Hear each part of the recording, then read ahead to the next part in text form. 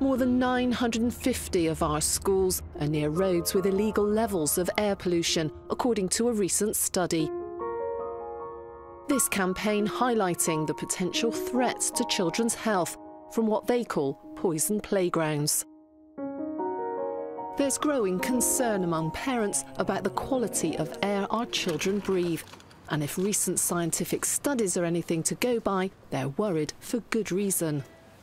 We've got increasing evidence that air pollution is very toxic to children. Children's lungs and their systems are developing. Small changes in that development can have lifelong impacts. Morning, Essian. This school's in the heart of Southampton.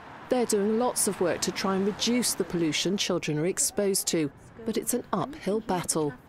We have ferry terminal just opposite our school. We've got the cruise ships coming in that you can see from our school windows, and you can see the pollution in the sky.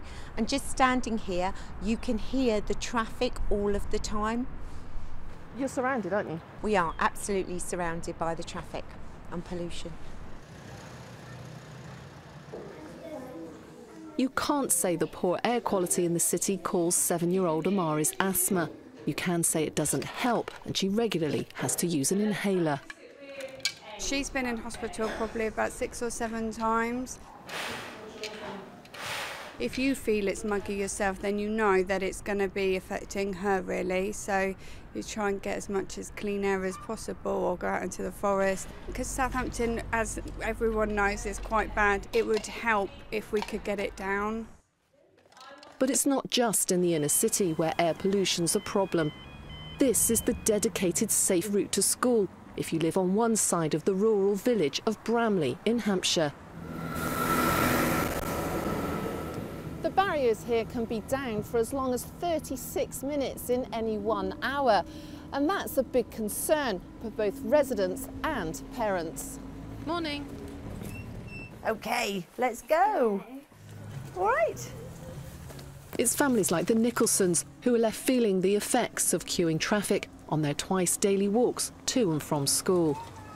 Traffic can build up really quite badly. As you can see, there's a lot of traffic built up this morning. Most of them have their engines running, so if you're stood next to a bus or a lorry, it's really quite unpleasant, especially when you're sort of, you know, exhaust heights. I don't know how to describe it, but I can just smell something which doesn't smell very nice. The danger from the traffic is more immediate, whereas the danger from the air pollution, you don't really know that that's happening, and that's something that can build up over time, and it might be, I don't know, 5-10 years or so before you actually see the effect of that. See you later. Bye. Measurements gathered by the parish council show at peak commuting times pollution levels at the crossing are way above EU limits. The recommended EU level is 40 micrograms per cubic metre. But actually what children are experiencing is 130 micrograms per cubic metre. And that's 3 times the recommended EU limit. 3 times the recommended levels, and as I said, the children have to cross and walk through this environment every day on the way to school.